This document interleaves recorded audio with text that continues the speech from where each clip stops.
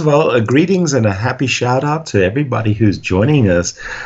Justin will explain that they're about to play a 10-game match, and they're doing a round robin. And I want to say teen, 12-teen is the big favorite in this match, Justin. Do you feel the same? I mean, by Yeah, rating.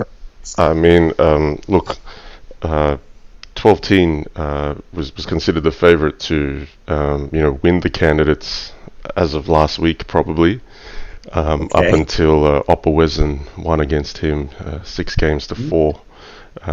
So definitely the strong player here. And 12-Teen was the runner-up from last year, so he was actually the finalist with myself. um, I only won 31.5 to 28.5. So 12-Teen, Ooh. 12-Teen is the incumbent runner-up from last year, and on paper, he's the one of the few players, or probably the only player with maybe over 100 matches against me that actually has a positive score on our life Ooh. history. So that's what's stacked up, and those that know him or those that have played him will be able to quantify it in a different way. In time scrambles, in tactics, in every facet of the game, he's just such a fantastic competitor, and still very young. I don't think he's 20 yet, so he's he's not 12. He's not 12, but when even when he was 12, he was taking over the world in Bughouse. So it's phenomenal that how well he's playing. So okay, we're on Kleerkast versus 12-Teen. Yeah. E4 Well, E5. Wow, well, that's it's not his normal opening choice. E5, and Bodhi so will know his lines. very well. But I was going to say, it sounds to me you took a principle of mine to heart. Beat them while they're young. I And mean, if he's not quite 20, I mean, ooh, beat them while they're young. yeah, Okay, what's up with this Bishop E7 this is very system? theoretical. There's a lot of these bishop c5 lines, which you may know, practicing against Yes, stockfish, that go south quite quickly, and it's been quite well studied. But bishop yes. e7, I think, has probably shown more promise. And Okay. even this particular move order with d6 before knight f6, there's a lot of different lines that black's trying to avoid. Now, Mm.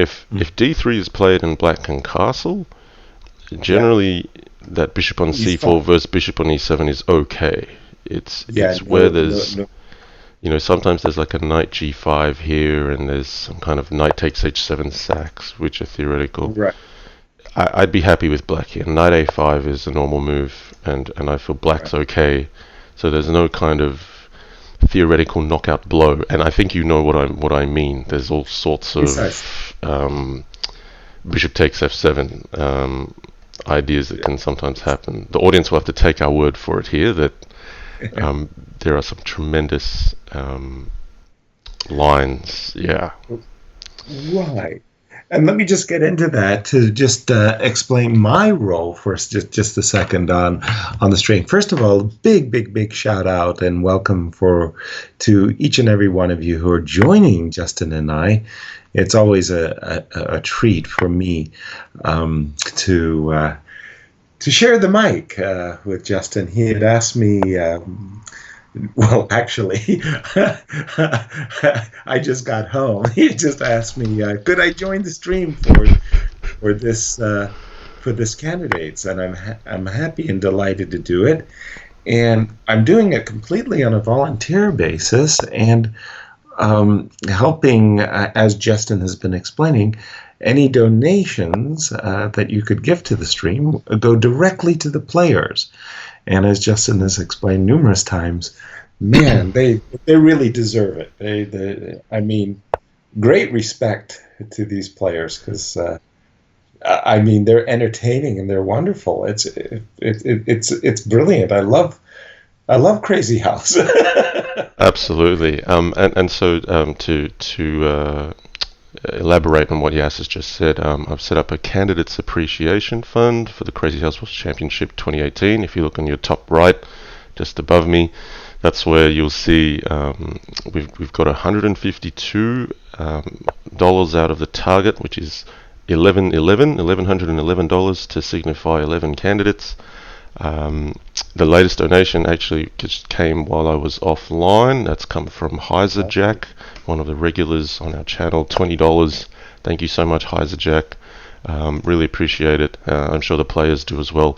And look, this is so that the players really have something to play for, no matter what happens in their journey. It's going to be tough. There's going to be, you know, if you're like on 0 out of 4 and you've just been, you know, busting your guts to get into the candidates, and it's just not, you're just having a bad run. Look, it doesn't matter what place you finish, as long as you complete all your matches and you're competitive, you'll be entitled to your share of the Candidates Appreciation Fund. So we really appreciate the community supporting that, because it's hard. You know, if you're down on your luck, and you know, it's like, well, why should I keep playing? But you know, hopefully this gives some good reason. Absolutely. Every incentive helps. Now I thought knight c3 to d5 was a brilliant shot. Yes, it was. I think so too. and then he sacrificed his queen, and I was thinking, why did he do that? So, Justin, why did he do that? Well, I mean, decision? I do that all the time, right? So, well, I mean, I'm asking the wrong guy, right? Exactly. I'm guilty of giving my queen away in less forceful circumstances, but I feel that after knight d5, I mean, the key problem was knight takes e7 with check. So taking the queen was going to lose a piece cold. I thought he was coming all the way back with the queen. And you could go queen d8 actually, so that was one of the options. But look, TwelveTeen here, he'll be looking for some activity. I don't know if he missed queen d8, or maybe he just didn't like knight takes f4, e takes f4, bishop takes f4. That was also viable for white. Right. Perhaps TwelveTeen will like some aggression in the position, and I have a feeling that's why he's gone for this. He likes trades. He's got a bishop on h5. In fact, the 2 pieces for the queen is not a bad thing. No, not a thing at all. In chess, knight d5 would be, you know, asking for queen d8 as a forced move, but in fact, it opens up a few different options for black on how he chooses to play.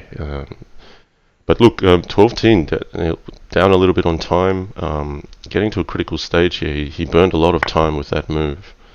Yeah, in terms of capturing, he wasn't 100% sure about it. But I like black here.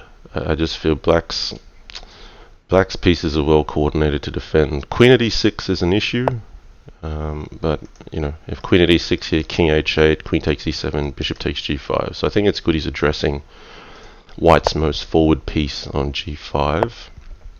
But bishop at a6, I'm not sure how that's going to continue. Right. I like black here. Well, I thought queen e6 was kind of a boss move. I'm a little bit surprised, but maybe not too surprised, knowing your reasonableness in terms of sacrificing your queen. But I thought queen e6 was doing a very good job for white. Now I think black is in charge. Knight takes e4, and then f takes e4, bishop takes e2, queen at g8, rook takes g8, knight at f7 would be mate. So we've got to be careful. Correct. Still. You're absolutely right.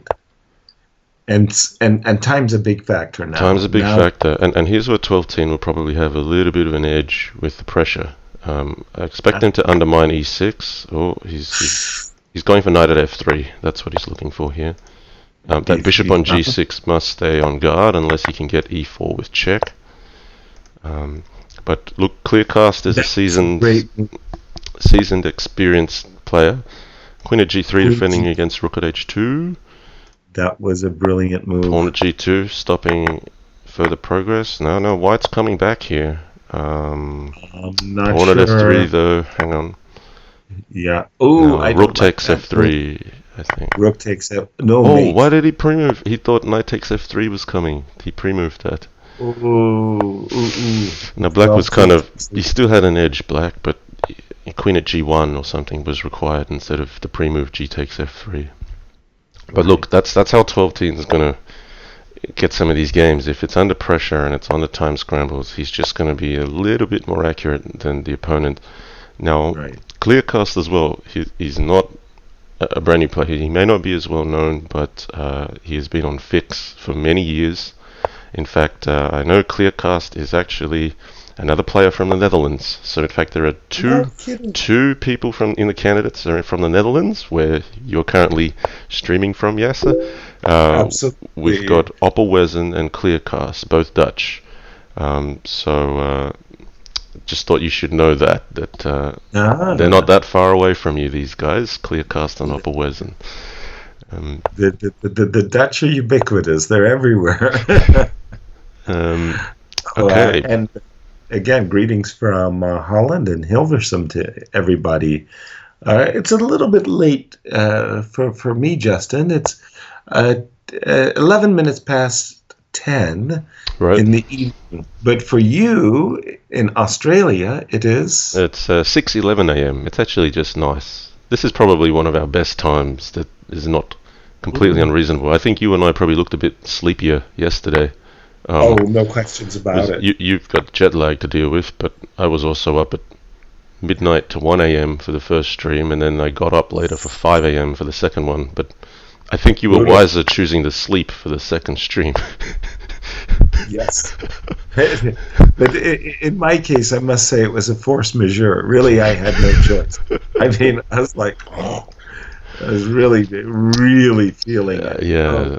So for those of you who don't know, we were very lucky to have Yasser join us yesterday to see Little Plotkin versus GSVC. And GSVC took that one down quite close, 6-4. And then we also, I went alone, Oppelwezen versus GSVC, and we saw some thrilling crazy house from Oppelwezen. He actually won 8-2. Convincing. One was up 4 out of 4 in the first match, and I'd say Oppelwezen was seeing the board clearer than I was. That was amazing what he did. Yeah. Okay, so let's explain what's happened here. There's a double knight sack which has happened on f2 and d4, which can occur in crazy house or bug house, and the idea is queen h4, queen d4 check. Importantly, a bishop was placed on d7 to avoid bishop b5 check, losing the queen. And then what this is basically white gets the piece for 2 pawns, but the king is a little bit off center. I tend to like white generally in these because I feel that white's development is still quite natural. Sometimes pawn at e4 comes in, but then white can just return the piece for 2 pawns and still fine on development. So, the bishops have good places to go. And like I've just said here, pawn at e4 coming in, but I expect knight c takes e4. I detest the move e4 in that particular situation because it's so clear that white is going to return the piece for 2 pawns. He's going to be very happy. I would have much rather seen black play f7 f5 in that situation. f7 f5, and then you basically you're telegraphing that you're going to play e4, and then it's going to cost you 2 pieces. But f7 f5 I don't think works there. You've got en passant and knight takes d5 as the pin. No. Or no? Sorry, pawn in hand to f5. Oh, pawn in hand to f5. Okay, I thought I heard f7 f5. Sorry. Okay, pawn at f5. Say f7 f5, and I meant pawn in hand to f5. Okay, I apologize. That's I right. would never play. Ugh. Yeah, I was like, this is the pawn grabber, Yasser Sirouan. He's not going to part with that pawn on d5 so easily. Okay. In Crazy House, we don't even think about playing such moves as f. All right. So, what was that? Glad I clarified. So c3, so queen b6 looks like the move. Yeah. Knight at g3. Ooh, look. No, this is good for black. Knight at g3. Kleerkast has broke through. Knight at No, g3. The king can't move towards the queen side because it'll get mated. So correct. it'd have to go to f2, and then black can get another piece with check. E4. E4 with Or check. e4. 12-teen has blundered this Oh one. no. Queen at e2, queen e4. That's game over. Mate in. Well, he can run to f4. But queen at e2, surely to get the king out onto f4. And then just capture the rook. Just capture the rook. He doesn't have to go for the kill shot. And I hope he holds his nerve here, because this is where, when you're playing 12-teen, sometimes you just don't trust your own judgment. He just pulls magic out of the air sometimes. But well, I would take on. You take knight takes e4. You could do as well. I like the don't rook. know. I like the rook. Because I just feel that the knight's on a square where it's not under attack. Knight takes e4. I somehow feel like my queen's gonna need to move at some stage. But the point of knight takes e4 was I like the bishop, so I can go bishop g3 check. Right, bishop at g3 check, king g4. I think if knight takes e4, e4, it could even be. Let's just have a look at that for a second. Knight takes e4. I think we're splitting hairs because that just looks. Both continuations look really, really good. But I like knight e4 because of the bishop g3, and black actually has still 2 pawns in hand. Ooh, that was a nasty. I missed that move. Wow, pawn at g5. That's can't play knight takes g5 because of rook at g4. Now queen takes e4 here, very strong. I think exactly. I think in time scrambles, and you might be right with knight takes e4 tactically, but knight takes h1 is just very low risk, and you see 2 moves only went past. Right. Because that knight's just out of the way. It's not being attacked. e4 is still another potential piece to capture, but that rook on h1 can also be quite useful on the back rank and also on the h file. It's stopping pawn at h5 or h5 check. So while I can't really articulate my reasons, it's a very instinctive.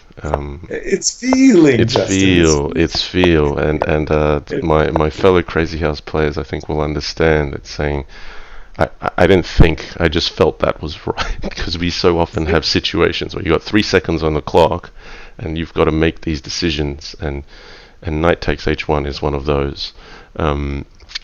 So it got justified in the next few moves, but I didn't see that continuation. I didn't even see pawn at g5 was a great move there. But that was a sweet, concise finish by Kleerkast. Yes. So let's be clear about this. There's a favorite. There's a favorite 12-teen, but all the players in the candidates are very dangerous. You just saw what happened right there. Exactly. Like 12-teen didn't open much. C3 looked solid, and then suddenly queen takes e4, knight at g3, and then the whole thing collapsed. So every player is capable of some dangerous stuff. There's no easy matches. Now here, in this exact moment, do you lash out with e4? I would. Yeah, I think e4 is playable here. I think if you're Kleerkast, you've probably been playing knight h4 to play e4. But when you're against 12-teen, you don't think normally. Now knight h4, I think here knight f5 makes sense. To get rid of it. Yeah, you could just castle as well. There's no urgency. I think the way Kleerkast is playing this is he's going stylistically. He's going, 12-teen likes attacking, and I don't like that because that doesn't end well for me. So I'm just going to knock his bishop off the diagonal hitting h3 with knight h4. And you can see here he's played h3. He just doesn't want pawn at h3 to happen. And so I think that's why he's avoided, he wouldn't play knight g6 because hg opens the rook file. And maybe he didn't want e4 because he's just saying, I don't want to play an open position with lots of trades against this guy. That's just a strategic view, you see. I think that's what it is. And I think he's right to play for that kind of strategy. And see here, 12-teen already, bishop on f5. That's why I said knight f5 would be towards his style, because it just says you have to take my knight or else I'm pretty happy with where that knight is, and now I get to try to get on h5, g4, h3 again. Ooh, I don't like that move, knight b5. I would much, much, much rather have preferred knight to h4. I don't want to see... My opponent's just played h5, indicating he's about to go berserk on me. Correct. So let's discourage him. Let's stick a knight on h5 and say, give me the bishop on e4. Yeah. And f5, I mean, and just stop h4. Okay. So that's no longer available to him with bishop e7, but he's cleared the e5 square. So, yeah, this is interesting. So, I mean, that knight on b5 could swing back to d4 if there's a capture on e5. Okay. So let's go. h4? Should I go? You going for it? Well, yeah. I'm doing it in a particular move order. I'm taking on e5. I'm going h4. You're going g4, and I'm going to take on g4 and go h3. Yeah, I don't like that for white. I'm surprised. But let's go. Yeah, maybe. Okay, I guess sometimes when black plays h5 without being castled, white kind of has to make a point that f7 is a bit of a weakness. That's maybe why knight at e5 was planned. Okay. But here h4 I still think is right. Yeah, well, he's played h5, right? I mean, it's like you can't stop yourself anymore. That's the caveman attack. You've got to go. Speaking of cavemen, both Yasser and I are streaming from our respective caves today. Yes. I recently got an upgrade, which was good. Viewers will be used to seeing my living room, but in our new place, I actually have a room to myself, much like Yasser there with his bookshelf behind him, right, which just looks so cozy up there. I'm like on the third floor of a home here in Hilversum, my home. Third floor, wow. And I've got all my informators, my new chess, my encyclopedias over there, my autobiographies, biographies, openings over there, and a hodgepodge of dictionaries and new chess. These are actually shelves of books I actually wrote. I mean, it's terrifying. That's amazing. Guys, look at that. That's an achievement. Have a look over here, just right there. Well, it's terrifying to think that maybe, like I've ruined like a generation or two of, American promising. Holy cow. Let's have a look. So what happened was h4 got played, capture, pawn at f6, counterattack, pawn at e3, not backing down, and then fg. So 12-teen though, he's on his skates, he's down a bit on time, so this is going to get sharp. Kleerkast has basically said, I'm not going to take this attack lying down, I'm going to go for your dark squares f6, g7, and if you're going to come after me on g2, then we're going to have a battle. Now, that looks good maybe just because it's a big check, but the rook on the back rank for white would be very dangerous. I think, 12-teen's in trouble here, I think. Yeah, I think something accurate like a pawn at c6 or a knight at c5 or pawn at e7. I mean, Kleerkast is going to have to think which option he likes, and this can be a trap because you can spend a bit too long. Now, 12-teen, I think accurately has seen king c8 is probably too dangerous. So right. King c6, avoiding pawn at d7. Knight c3? Or maybe knight a7. No, a4 is okay, because now knight takes a7 could be a threat with check. He's nearly out of time. Now, this is a good move. a6, it's making way for king b6, a7. I'm concerned for Kleerkast that he could get too drawn into position. Practically, he should keep moving. Wow, what a move. Knight a7. He's blocking off king a7 with this move. Okay. He's got to watch out for knight at f4 check, though. This is... What? No, rook takes f4 is oak. I was looking at knight e3 if e takes f4. But there could be some bishop at e4 check. Like, this is where 12-teen's dangerous. Queen can swing Ooh, over. I'm worried about the queen Pawn at swinging over. h5. I mean, this is where 12-teen can steal a game. Bishop at f5. King g3 is necessary here. Only move. Pawn at h4. Just back off, back off. Black's going to run out of material, I think. Oh, he's Should so he close play to running out king of time. two? Yes. Yeah, no, I think white has this. I mean, Yeah. It's over. Kleerkast knows what he's doing as well. He could have gone king f2. He's still in some danger. No, that's a bit. Take it. No, Yeah. no, that's fine. He's gone. Bishop at a4 is going to Mate. wrap that up. Yeah. Oh wow! Okay, fire on the board and Kleerkast showing his mettle there. I mean it's frightening going up against 12-teen when he's attacking you like that because he so often converts. And I have a feeling maybe white just had it and Kleerkast found the accurate defenses. But yeah, that's beautiful, Crazy House. That's where you reach a position where both of you are threatening to attack, and you have to choose: do I defend or attack? And if you attack, your king's got to have enough defense to hold up, and you're going to say, "All right, I'm going to punch you, and I'm going to say I've still got enough back here to fend off your counterattack," and that's exactly what happened there. Right. Now here, why isn't white losing a pawn to knight takes? Well, the knight's defending b5, so exactly. yeah, that's Well, right. yes, exactly. I thought knight d4, queen d4, bishop b5, and I'd have a knight e2 check. But knight d4, bishop d7 is correct. Yes, yes. The tactics all hold for white. Right. Barely. Barely, but that's all you need in this game. I know. You just got to be that little bit more accurate than your opponent, and you've got it. So this is a nice setup for black. He's giving 12-teen a dose of his own medicine from last game. This h5, h4, Right. knight at g3, a good move, threatening to undermine d5. And also, if knight takes, then hg. I think that's still fine. h4 follows there. I don't know if you want to play g4 after that. What do you think? Yes.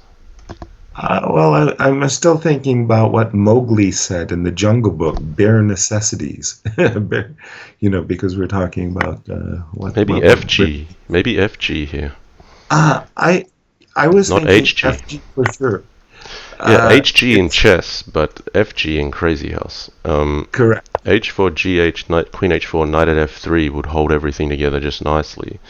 And this rook file. Yeah, queen F3, I think.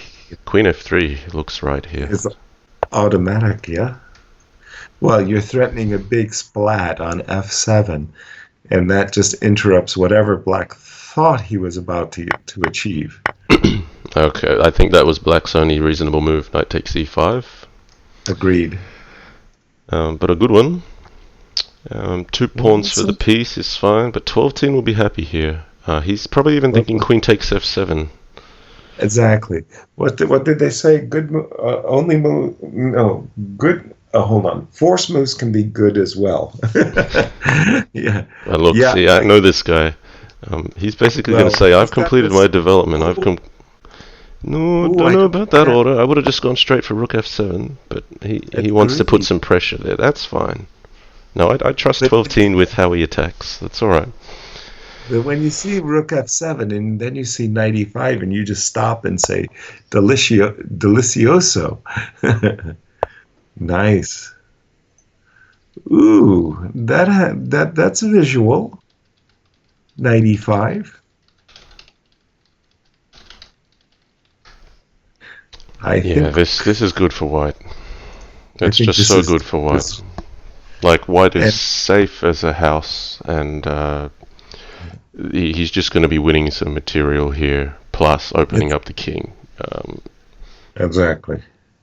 So the point is, if fe5, rook f7, castle's long, I take the queen, and a7 is being dinged as well. Yeah, fe5, rook f7, but what I'm looking at is the bishop on e3, the knight on c3. There's just a force field of squares that are covered, and black is so far from making an attack that Right. White could try to win this with a brilliant attack or just by taking lots of pieces. But I Yeah. think you're right. Castles here, queenside is the best shot for black. Run that king away from the fire. Oh, No, knight at f6. whoa. Didn't expect that one. Well, what he's doing here is if rook takes d7, king takes d7, he's putting a piece there which already defends the square his king is on. And that's a very useful idea in defending in Crazy House because quite often your king will have to run somewhere else, but it just stops a chain of pieces just coming onto the board if you have a piece where it's defending. Now what he's doing, he's also offering here, do you want my knight? Because then I can keep my queen. I'll take the knight. I'll take the Okay, knight. king d8, knight at f7, but I think Yes, I'll take. Kleerkast is testing No, 12-teen here. I'll No, take he's rook. resigned. He didn't even like it. Um, Yeah, I'll take the rook and I'll go rook d8 check or something, and it's just oof, it's painful. no, that I think that knight takes g3, f takes g3, and white was already standing better there, unfortunately. Yeah. Um, I'm not sure what the alternative was though, but 12-teen didn't give much much room to move. That was a problem. Um, And just to update, we're 2-2 in score, the best of 10, right, Justin? That's right, and it's 10 games only, and that's because if we have equal scores in the overall matches, it's so that every candidate in the round robin got to play exactly the same number of games, and then the points won is the tiebreak. I just have to acknowledge a donation from Baku's $10. He says, please... Hey, Cruz, thank you. He says, please convince Yasser to play in the next CWC. So I think he's looking for 2019. Now, I'll let Yasser respond on that, because Yasser's a very busy man. No, because first of all, it would be my pleasure to play for the Crazy House World Championship. I'm ashamed to say it, but the truth of the matter is, I'm simply not a master of my schedule anymore. It's like between Yvette, the St. Louis Chess Club, and students galore, and it's like, where am I going to be next? I really don't know. And as Justin has been pointing out in our broadcast, I mean, these guys are playing a lot of games.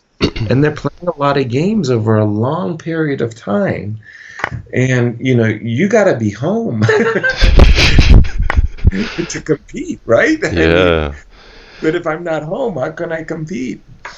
No, So actually, Justin has been very, very gracious, and he's let me play him a couple of heads-up matches, and I mean, that is just what a treat for me. I mean, it's like I work really hard, and then I get to have fun.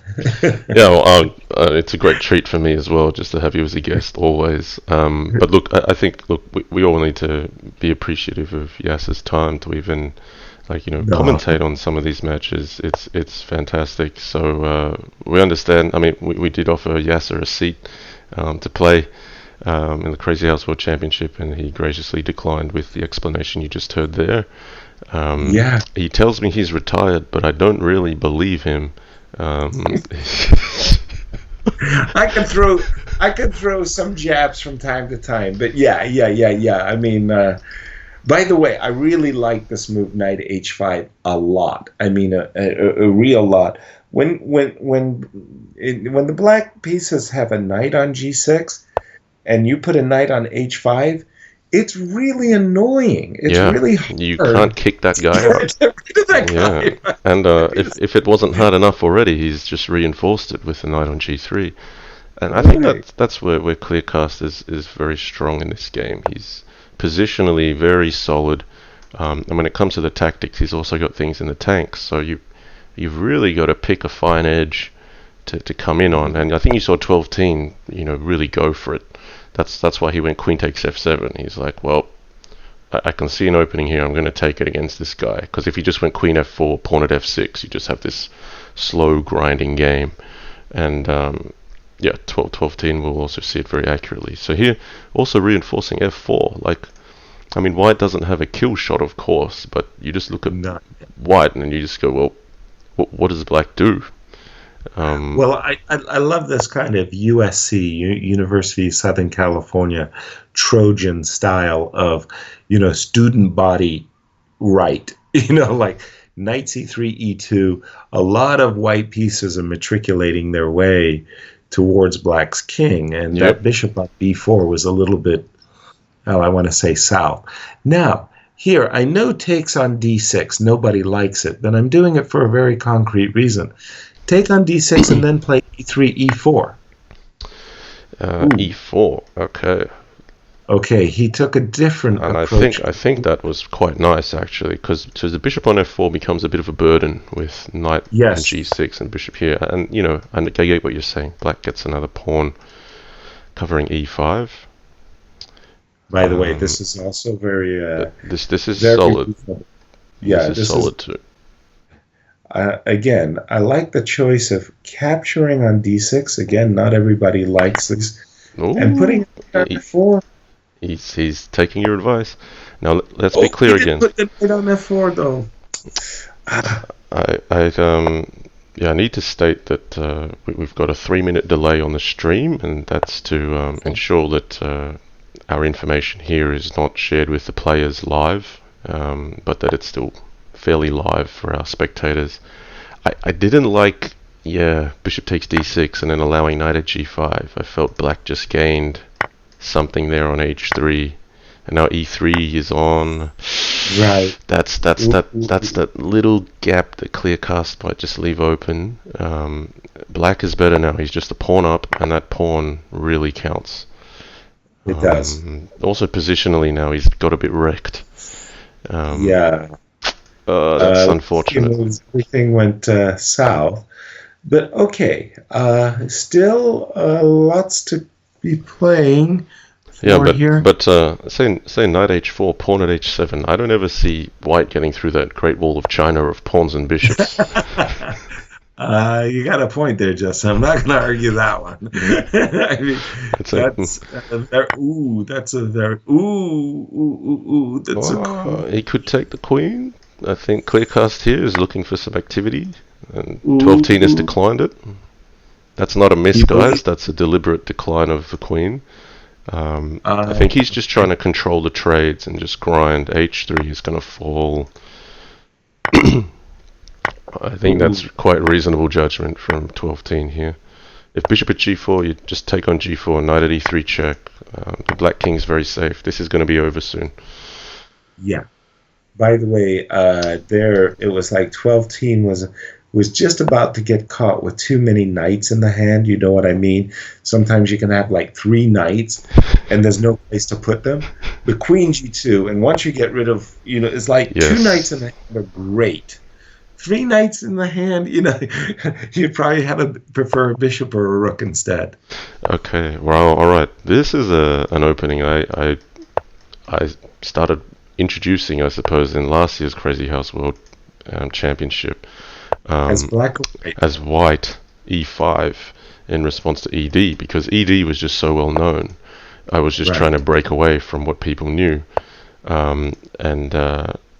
This is interesting. I think the point here is that white gets a bishop to c4, but black doesn't get the bishop to f5. That's basically the positional idea. And following that as well, it is easier to get a rook to e4 than it is to get a rook to d5. So my idea is to castle and actually get some kind of setup where you could go knight d2, knight b3, rook e1, rook e4.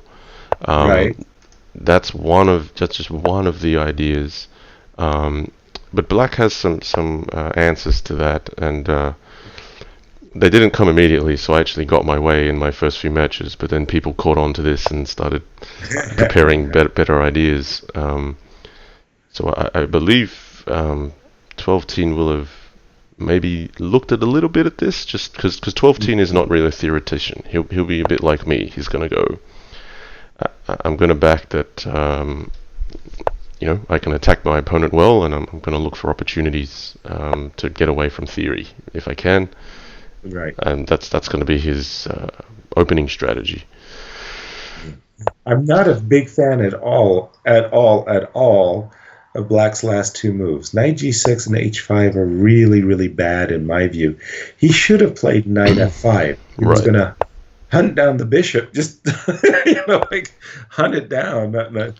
And the Queen D8 problem here, is, though. Queen D8. I don't actually mind Black's plan, only because of what you really, can do here. And this is something I've seen before. So I have a feeling okay. Kleerkast may actually know a thing or two. So what you've said has merit. Um, but there is a pawn on Okay. H4. And I Yeah. know you like the pawns too, so Yeah, I do. But how are we dealing with bishop? bishop at G5, queen G4. And if F3, queen takes G5, knight takes G5, bishop at E3, recapturing two pieces for the queen. Yeah. Wow, another donation. Antic ZH, let's acknowledge that. $20 from Antic ZH says, I just want to hear Yasser and John say my name. What Antic, is the Antic ZH is the name. There you go. Zittich? No, It ZH as sounds in Antic ZH, like Crazy House. ZH. oh Antic Zittich. ZH. That's it. Zittich. Wow. Okay, that was a challenge. Thanks, and thanks for the donation. There you go. I mean, it felt tough there getting that one out. Um, Okay. this looks Bishop very, at very. H2 he chose. Yeah, I thought he was sacrificing the queen. I thought this was an Oh, interesting. Queen G4, knight at F6. That was the problem. Yes, That exactly. wasn't good for black. So, The knight on H4, the pawn on H4 was like, how do you say, slim pickings. It wasn't really a tender morsel. Uh-oh, that's the back. yeah. Rook at This is G8 is at. Knight at queen up. G6 was really strong. Yes, because you couldn't play Rook G8 either because of No, H7. that's it. He gave up. Yeah. So 12-10 steams ahead to 4-2 after being down Ooh, 2-1. ooh, ooh, ooh, ooh. A big one. Okay. Yeah, I mean, I guess you were right. That pawn on H4 was kind of poisoned. Um, Don't worry, I've gotten my hand caught in that cookie jar a lot. yeah, I guess the problem there was a bishop was traded in the process. Bishop at G5 is often bad news. It just traps a queen, and it's such an aggressive piece. Okay, we're going down this line again. G3. Yeah, Avenue. Yeah. Okay, a bit of a change. Bishop went to E7 instead of D6. Uh-huh. And black's just happy to be solid here as well. Well, here, if I'm black, I'm really worried about that last move. I really hate facing knight h4. So instead of the move knight d7, I would have preferred knight e4. Just Okay, yeah, yeah, so I don't have to deal with this fair enough. Yeah, I think 12-10 would agree with you if he discussed it, because I mean he's yeah, looking to keep his bishop on f5 to hit h3. exactly, exactly. Okay, a6 quite often played. I mean knight b5 can be quite annoying. If you play rook c8, you lose a pawn on a7, so a6 is just preserving your material. H3. That's looking down the road. Now knight h5. What's wrong? Right. What's up with knight h5? That looks So like an issue. I'm taking on g6 for sure. And And then oh, hg. yeah, Well, I think white's missing knight h5 here, and I think black is as well. so Um, it's a4 just looks wrong. there we There you go. go. Yeah, But I that thought could have even H happened before a6. I felt like precisely knight h5. That dream. dark squares with h3 being played. You want to hit them. Okay, let's say I go knight g6, Hg. h Yep. and e3. E3. I I think we'll see that. but Although Kleerkast may leave the pawn on e2 on the premise that that just is part of the whole defensive setup with defending f3. Over defense of f3 is part of this setup. So Nimzovich had this incredibly stupid theory of overprotection, and in this case, the pawn stays on e2 to overprotect f3, right? I made the mistake of commenting on your play as Nimzovich like once, and I recall you said, "Wow, what an insult!" Yeah.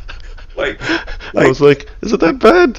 But okay, so now I know that history. I'm like, that's a bit of a snarky comment from Yasser there, saying overprotection of f3. Overprotection. Okay, let's do it. Knight d5. Good move. Good move. Queen d5. No, that's all right. Bishop takes. I much preferred queen takes because I wanted to put a pawn on d2 on d7. Ooh. But still, you could put a pawn on d7 here. You're right. That's pretty nice. Queen takes d7, bishop takes f7 would be winning. You'd have to play king f8, and then the rook's on. Like pawn at d7 is really sneaky here. That's a very dangerous move. That's just hiding under the surface. Well, Kleerkast really needs this point badly. He does, but he's up on the clocks, and that's usually a sign that 12teen's not finding something critical.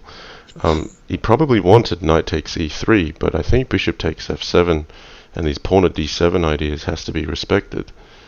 Yes, because you're recapturing on e3 with a tempo in those cases. Yeah, I don't think knight takes e3 helps black. You've got and you don't like castles because of pawn at g6. You want your rook on the h file. So I think 12teen here is thinking, well, how do I keep strategically what I've set up? White's just disrupted it beautifully with knight takes d5, bishop takes d5. I mean, there you go. He thought about that a long time. He came up with bishop at e6. That's got to be taken, right? Yeah, take that and bishop at g6. Check. Bishop at g6? You want d7 check. I don't think the king is in danger on d7. No, I'm not taking on d7. d7 check, queen d7, bishop g6. Bishop g6, yes. Thereafter, okay? Yeah, then pawn at f7, bishop takes f7, king d8, queen takes d7, king takes, bishop takes e6 would look like game over. Correct. Wow, pawn at d7, I think Yasser's seen a beautiful one here. Yes, Kleerkast. And now he's got to find bishop g6. Again, to be clear, he did? Kleerkast can't actually hear the stream yet. He's just aligned with Yasser's thinking. This is juicy, and he needs his victory so badly too. I think black's going to have to take f7. I think black's going to have to part with the queen. Yeah, 12teen agrees with me. Yeah. Wow, look, Kleerkast. Knight takes d5. He's picking the fine lines. Queen takes e6 check is scary. Yeah, bishop at c6. No, pawn at g6 is right here. Pawn at g6 looks like a knockout. Yes. Queen takes e6. The queen's coming in. Queen f7. That's a resigns. Queen f7, king h6, knight g4, king h7, queen takes f5. This is over. Queen at f7 mates in 3 or 4. Agreed. And mates in 4. Queen at f7. He's probably looking at queen takes f5. No, he's found it. Yeah. Too good. Wow. So, and that's what I mean. Like 12teen's the favorite here, but like it's not easy, right? Like look how well Kleerkast just turned that around with knight takes d5. That was impressive. Hats off to Kleerkast for turning that around on 12teen. And I really think that was a must-win situation. Absolutely. I don't know what's going to happen. Oh, but that was a good win. Yeah, because it puts pressure on 12teen now. Because it's where you're up. It's like in tennis. You just up a break, 4-3. Like if you consider it winning on serve, it's winning with white. So 12teen's got the break here, and 6 would be the game. So if you can just keep your opponent on his heels. Now we're entering into this is as old as the game itself. This line, bishop g5 is very theoretical, and these days, I think Stockfish has more or less evaluated bishop g5 as a win for white. That's how theoretical it's become. But for the humans, it's not that simple. There's still a lot of accuracy. Now, well, TwelveTeen, he's avoided it, and I do this myself sometimes, knight a4. But what can I say, Justin? This really takes me back to my scholastics days. I really think I'm looking like I'm playing scholastics chess. Sure, exactly. I mean, get the knights out. Then you put a bishop here, and everyone plays e4, e5. So that pawn has to go to d3. That one has to go to d6, and right. But this is as old as Crazy House itself. Everyone went for the scholastic line, I guess. So White's idea here is playing slow. That's c5 and e5. Sometimes those pawns can get hit with a bishop once in a while. Right. The idea here is that White's saying, I've been able to play c3 and you haven't played c6. So I'm stopping the knight d4, knight d5 idea. Right. Sometimes I will see bishop takes f3, queen takes f3, knight at d4. I sometimes see. With the idea that if you sacrifice a knight and the queen goes back to d1, there's still pawn at e2. Right. And the queen can get hit on h3 with pawn at g4. Queen h4 or queen g3 run into knight forks with... But okay. Ooh, this is... I was about to suggest knight in hand to d6, which I thought was very disruptive. But this one, okay, that's an in-your-face challenge. I don't think I take it. I think I put bishop in hand to d5. How about you? d5. Yeah, no, I'm concerned about d takes e4, queen takes d1, rook takes d1, bishop takes f3, very sharp. White would need another knight in hand to have a knockout blow with knight at h6. He doesn't have the material, and then I'm concerned that the king side falls and the queens are traded. Precise. So, this is a sharp stab with that d file getting opened up. That was really a bolt from the blue, though. I mean, it looked like White. Here we go, bishop at d5. Bishop d5. So, I think TwelveTeen would pretty accurately assess you don't want to trade queens there. Black sacrificing a piece for a pawn, but he's definitely getting the compensation. Exactly. So, here, knight d6 looks like it's in order. Knight d6 looks very good. Knight d6. Then... I don't know. It's not anything really. It's not like it's a great follow-up, h2, h3. But I start to get worried that if I don't play a move like h3, Black will. Number one, he will. And number two, I don't have anything after knight d6. But knight d6, bishop g5, f6, pawn in hand to f6. And I stop. I come to a screeching halt. It looks like White's conceded a pawn here, doesn't it? It sure does. Knight d6, I think. Kleerkast is probably overthinking it. Wow, he's going to go for an attacking line. I don't think that helps Black, though. Queen takes f3 is developing onto f7. Even bishop takes f7 could be played straight away. Knight at g5 to cover... It's like he kind of traded on f3 to create himself a problem on f7, which he now has to defend with the knight he captured on f3. Whereas knight d6 just held everything, and he still had the pin. Exactly. Well, here I think I take on g5 with the bishop. Yep. Bishop g5, knight g5. I take on f7, and then I stick a pawn on e6. Right. After knight takes f7, you're thinking? Because I'm thinking king h8. Oh, I see. So you just don't... Yeah. And so I take... I don't think he'll take that. I think he'll play king h8. Because you want to keep that knight aggressive. Agreed. In fact, I don't think he'll think much longer about it. But pawn at h6, he's just probably calculating. I go queen h5 and I'm threatening knight g6. Yeah, he's alright. Great move. Oh. Knight at f4. He's still attacking the queen, but defending g6. That's where the mate is. Yeah, that's spectacular. I mean, that's like a return of volley, right? You just made an ace. That's and right. then you just return it. It's like, what? Down the line. That's right. What? So now f7 is under fire. What a shot. So that's why, Okay, King I think H8 is preferable there, because you at least still knock the queen around, or else white has all the initiative and nothing to be worried about. So here you could go for f7, or you could keep hitting the queen maybe somehow, but it'd be I bishop don't at think h3? that's a good one. I was worried about something on G7. Ooh. So they've just taken the material on f7, and that's fine Mm. too. That's a good play. Like, see, so black is controlling the king side here quite well. Hmm. Um, I you put a normally knight on. Ooh, I'm no, not happy. knight at g5, queen takes g5, and knight at h3. Thank you. That clears the So pawn at cobwebs. e6. 12-teen low on time here. Wow, Ooh, conceding the yes, yes. pawn. Okay, that's not bad. I mean, Kleerkast Now is just saying, I'm gonna take on G2 if take. you don't take my Yeah, rook. no, black's good here. He's 12-teen. threatening pawn H3, Wow, okay, Kleerkast is fighting for his life here. Um, but bishop in hand to D5 is my move. yeah, then knight at e4. Well, I yeah, actually like this. This is okay as well.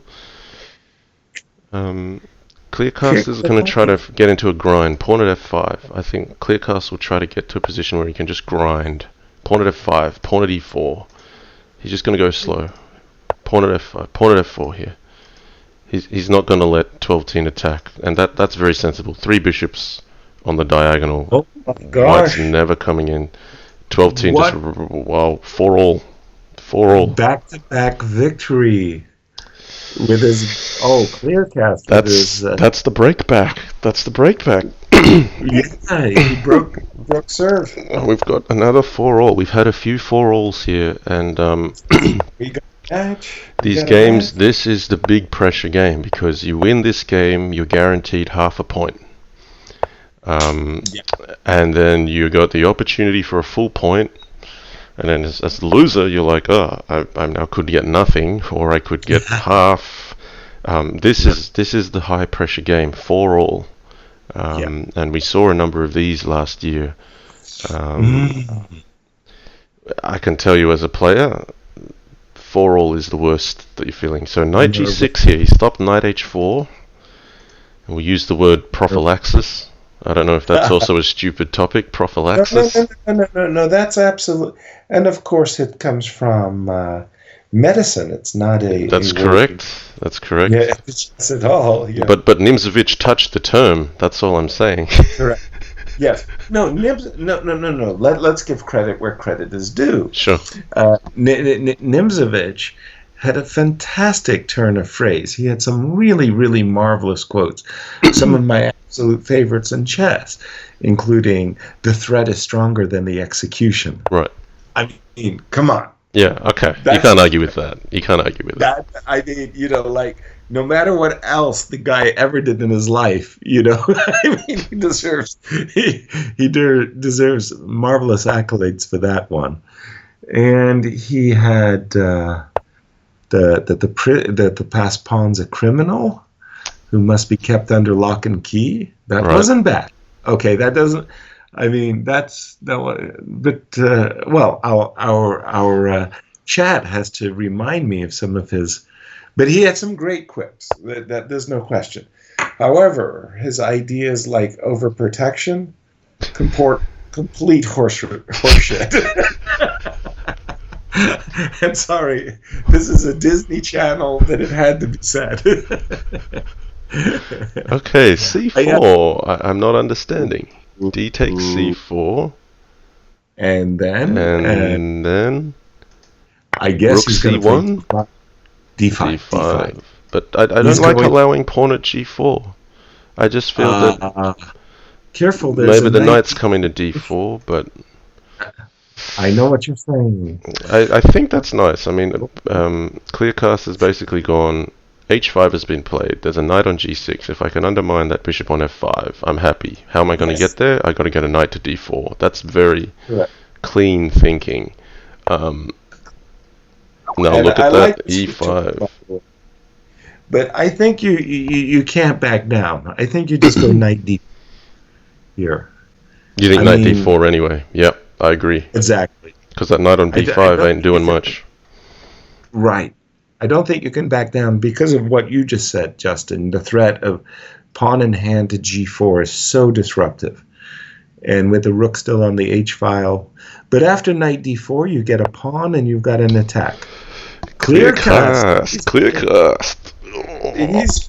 He's playing the match of his career here. Yeah, Kleerkast. Look what he's doing.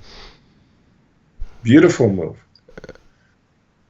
And I mean, Beautiful. I've played Kleerkast many times, and I feel like some days I've just got him, and some days he just comes up with some brilliant strategic maneuvers, and this is one of them, I think. Yeah.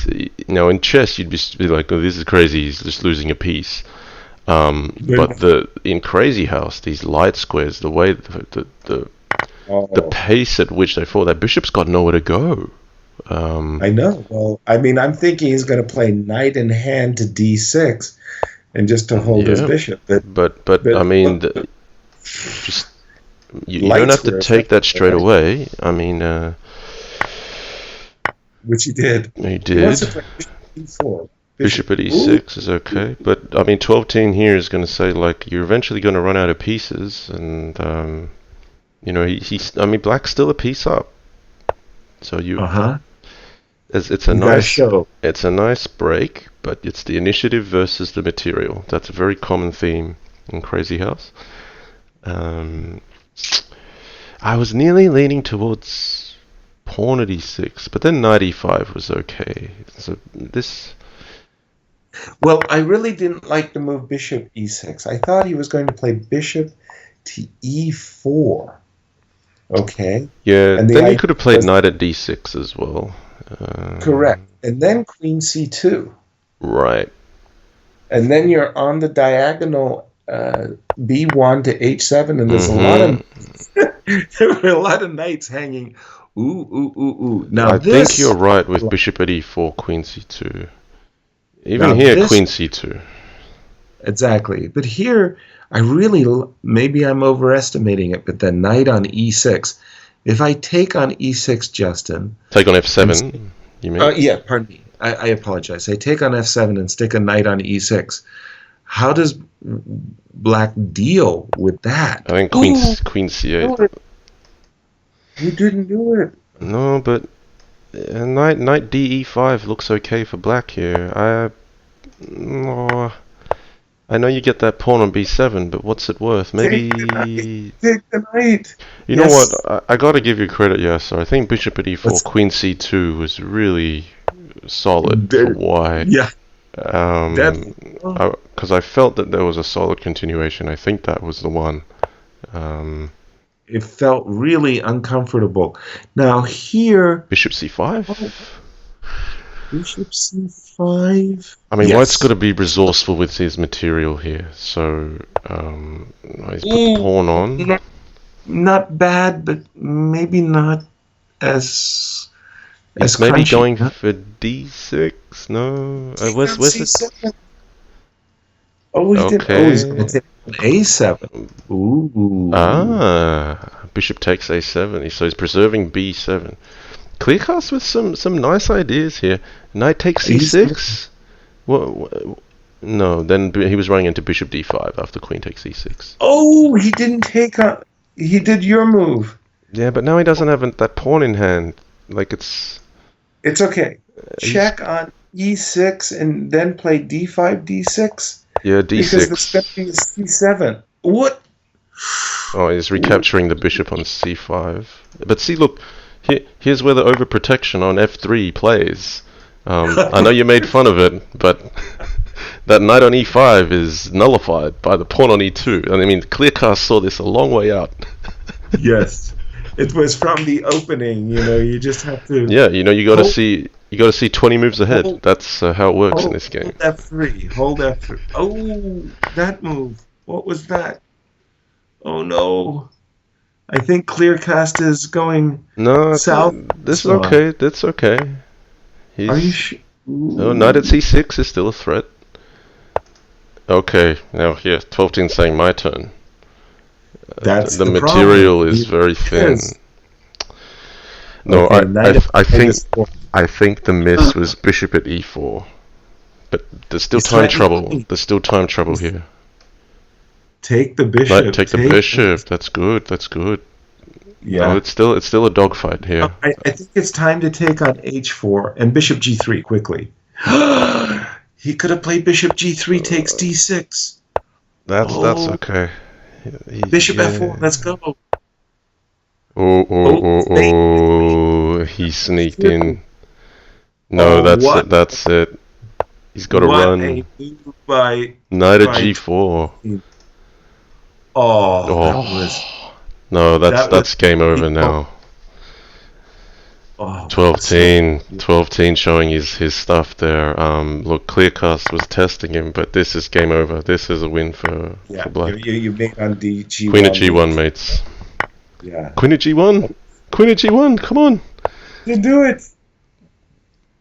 You didn't do it. No, he'll win. He'll win. Yeah, of course. Queen at g1. Queen at g1. If you didn't see it the first time, why would you see it the second time, right? Oh my word. He'll get him. Don't worry. Oh yeah, mate. Okay, That's 5-4. I mean, that's the pressure of God. 4-all. That's the pressure of 4-all. You're gonna miss some of those mate in ones because once you see a good idea, your brain just focuses on it. Okay, so 12-teen's got the breakback. This has been a very exciting match. Wow. Now we're playing for half a point here. This is critical. So Yes. yesterday I commentated a match where it was 6-1, and then you kind of had 3 dead rubbers at the end. But there's everything to play for here. Everything to play for. A win from Kleerkast gets a draw. A win from 12-teen.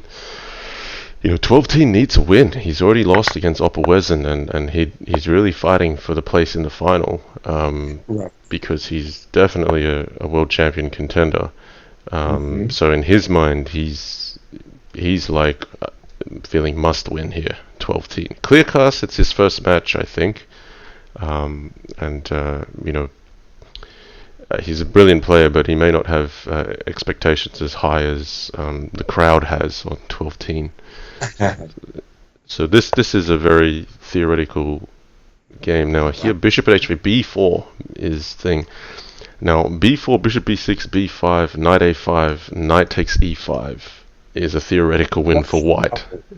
Okay, so I'll just let you know that, yes. That if b4 is played and you see bishop takes b4, it's because it's avoiding that line. I feel like I'm being bamboozled. Are you sure? Yeah. I mean, Yep. you're not pulling my leg on that one. No. And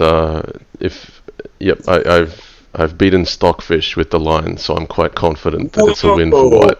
So. Okay.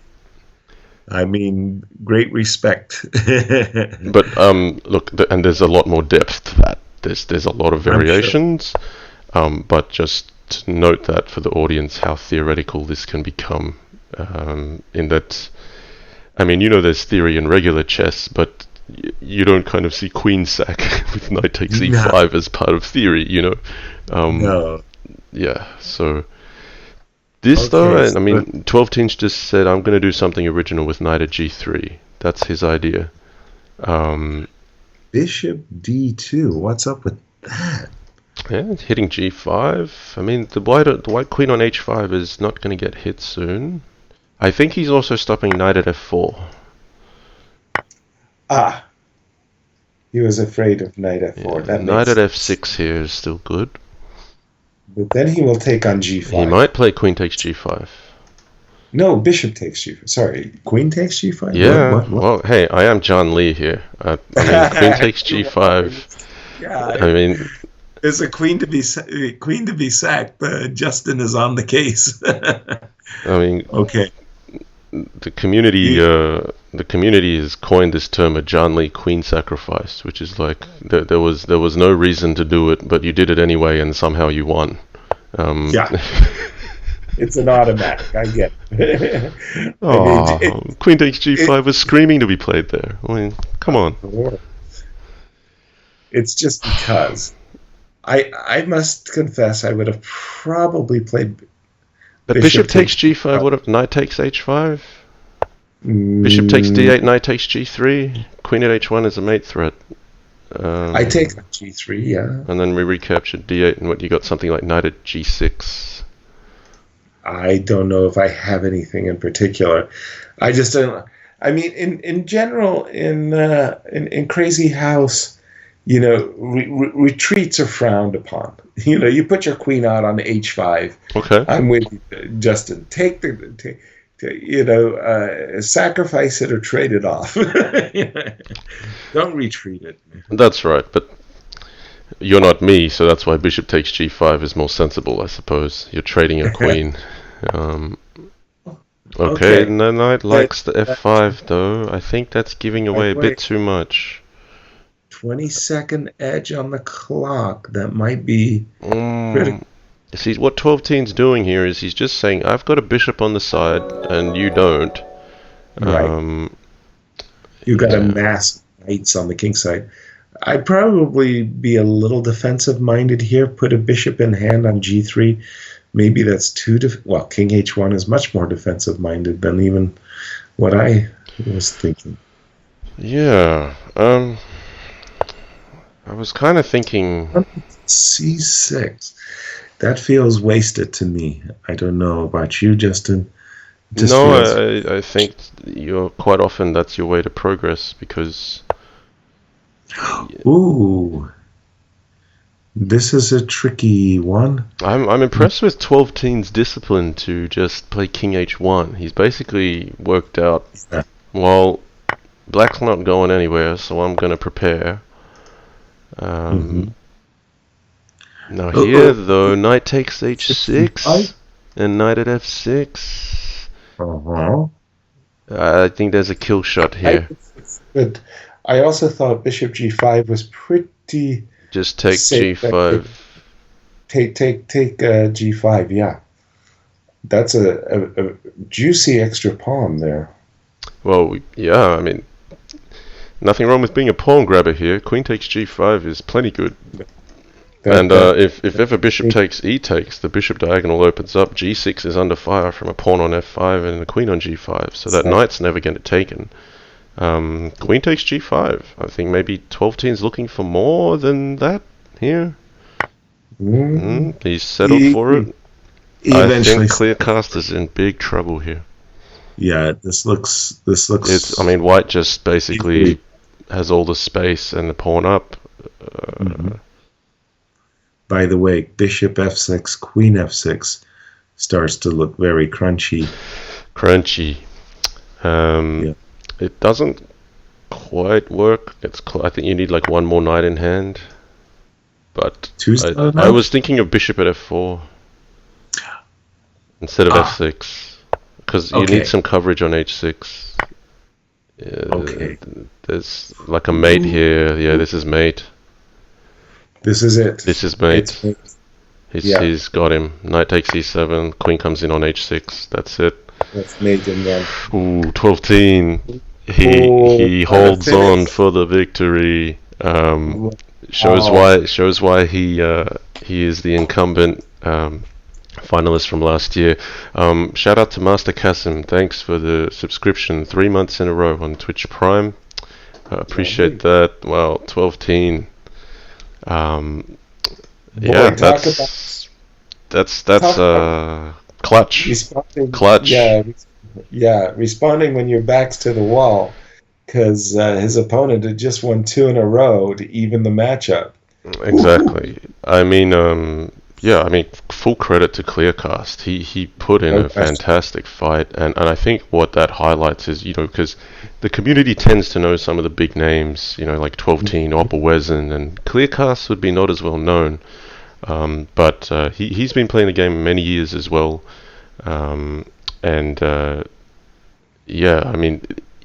People just see 6-4 or 12-10-1, or we expected that, but you can see there that was close as they come, and a lot closer than final score suggests. Yeah, exactly. So 12-10 had to really fight for that.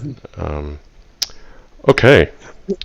Well, Justin, I mean, like we're saying, 12-10, fought and earned his oats, as Dato might say. But the point is, we need some oats. So, a shout out to our audience, and thank you for joining us. Keep in mind, we're raising donations for the players. And Justin, you've got a how do you say, you got a goal in mind. That's right. That's right. And it's And $1,111 for the 11 and candidates. how And are we doing? we're doing it 182 after just the first couple days. That's 16% of the target, and then we're saying there's 58 days to go. So that's ahead of That's schedule. good. Yeah. The community has just come out rocking with donations. I normally only see 1 cent donations on my channel, and But it's like people have been saving up for something that's actually worthwhile, and I think it is worthwhile. they I don't mean, even give you their 2 cents. there's huge entertainment value for the viewers, and I think it's only fair that the candidates get the lion's share of the donations that come out from that. Um, I think it's wonderful in this day and age. Once upon a time, all you had on a screen with 2D was television, and Yes. now you can have a YouTube channel or a Twitch channel. And it's like, well, who, we're not. I'm not putting advertising on my YouTube channel. I don't think I can control it for Twitch, but it's a bit like, well, who's paying for the players because they're not funded, and it's great that the spectators can actually directly go to the players in this day and age. It's fantastic technology. Right. Yeah. I'm a big fan of all this. So yeah, please donate to the fund if you can. Show your support for the candidates. They really appreciate it. I've had some really nice messages from the candidates themselves. And Yasser, I mean, thank you for joining as well. I mean, it's fantastic My to have uh, a world no, class commentator join some of these. It makes up for my shortcomings in a big way. So, no, uh, no, no, no, no, no. This is all good, Justin. No, this is fun for me. I mean, I don't get too much downtime these days. It's funny. There's a lot of, if you look at the calendar, the elite guys are, just like they're on tour. It's like a circus. They yep, go from one to the other. And we've got the Olympiad coming up. The Russian championships are still just going on and will be completed soon. And it's just like, I'm actually only in Holland for a week. I'm going to go back to St. Louis for wow, the Chess 960. They got 5 matches featuring Gary Kasparov. How can cool. you? So Chess Yeah, 960 is becoming more mainstream. I mean, that's fantastic. exactly. I mean, we'd Exactly. all love here for Crazy House to get a bit more mainstream, but I think we're Yeah, probably 5 years behind Crazy House 960 because I know they had those tournaments. I know the likes of Levon Aronian was always considered exactly. a big threat in Crazy House Peter 960, Stigler, and Bonner. now everyone kind of knows how to work their way around it. Crazy House has had some exposure. Bug House as well. We've had like Yes. on Helm's Knight's channel actually, Fabiana Caruana partnered up with her for a little Oh, while. lovely. Yeah. We've got the likes of yourself. I mean, Penguin GM Andrew Tang. He actually played Yes. in the candidates. Not the candidates. Yes. He played in the knockout rounds. He actually got knocked out. That's how strong the field is. Um, I Okay. think my good buddy Mugwort actually knocked him out 6-0. And Mugwort didn't even make it into the candidates. I was just talking with him yesterday on the phone. I'm like, you beat Andrew Tang 6-0 and you don't make it? And I think it was GSVC that took down Mugwort just 1 round before the candidates. Um, Wow. so that's the caliber of the players here. We've got one more last donation come in. Lovely. MRHZ84 donated $10. Thank you so Uh, much. Before we wrap Say it up again. here, M. MRHZ84. I'm not sure if that's Mr. Hertz 84 or just Mr. Hirsch. MRHZ. Something's there. Either it's an acronym or it's something very cool. Yeah, Thank you for the exactly. donation. Thank you. Thank you for the donation. All right. Well, when am I going to see you again, Justin? I'll let you go for now. But the Yes. calendar says, let's pull up the calendar. What have we got here? I think there's a couple matches tomorrow, and I dare say I'm not going to be able to get to both of them because for me, one of them is at 1 a.m.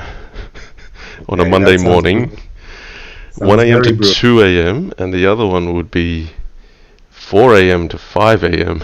So to catch Oh, both, I'd have to call in sick the oh, next day at work. But no. I will probably try Uh-huh. to catch one of the two. We've got GSV Kleerkast at 4 p.m. to 5 p.m. London time. That'll be 3 p.m. to 4 p.m. GMT. Okay. And we've got 12Teen again versus Sexy, and I know it. That's the best. Sexy and That's I the best know. name in the candidates, by the way. Yeah. That's 7 p.m. to 8 p.m. London time, which will be 6 p.m. to 7 p.m. GMT. So yeah, I think I'd probably prefer to catch the 4 a.m. match from my side. That's 12Teen versus Sexy, and I know it. If you're available 6 p.m. GMT, that'd be probably 8 p.m. in Hilversum. Okay. It's either for you, it's either 8 p.m. or 5 p.m. Those are very, very, very reasonable hours. It all, like I say, I'm not the master of my schedule. Exactly. It's what Yvette's got planned for you, man. Yeah, exactly. That's what it all comes down to. What's our my social director Well, suggest? I'm gonna suggest 8 p.m. is probably more likely for you because 5 p.m. is Well, probably making dinner or going somewhere, right? correct. Okay. I think the chances of 8 p.m. are very high and 5 p.m. less or so. All right. I'll call it 70:30 to see you at There 8 you p.m. go. Hilversum time tomorrow. How about that? That Um, sounds like a plan. all right. We'll try to get Yasser in here again. Look, so for me it's 4 a.m. I just I get comments like, "Do you sleep, man?" And I'm like, well, I mean, I got to contribute. I mean, I'm here. I'm just here sitting. They've called me the final boss in this tournament, like a video game where there's a Yes, final boss. But I mean, I can't just sit here and do nothing. I've got to try to put correct. in my time. Encourage people to donate to the candidates. So And by the way, this is your competition. You can see them coming at you. sure. Just I'm and shaking in my boots. I feel it. I mean, the nervousness. Because the guy that wins this has run the gauntlet properly Yes. hard. And look, I mean, I'll tell you, yesterday Opperwesen was seeing the board much clearer than I was. Um, Strategically, tactically, everything. GSVC was playing fantastic as well, and he just ran over him like Mhm. Like amazing, Max. Yeah. amazing. Mhm. Um, okay, Well, well, let's all schedule that one right. in. I'll see you in about 20 and a half hours from now. Um, That's like a 20 and a half hours. 8 p.m. your time, I think that should work out to be. right. Um, Hopefully. And if you can't, just let me know. That's fine. I'll I, definitely be here. all right, Justin. Okay. Thank you, everybody, for joining us and sharing your evening, afternoon, or even maybe your very early morning with us. And I'll see you tomorrow, Justin. Okay. Thank you so much, Yasser. All right. Thanks, everyone, for joining. Take care. We'll see you next time. Bye.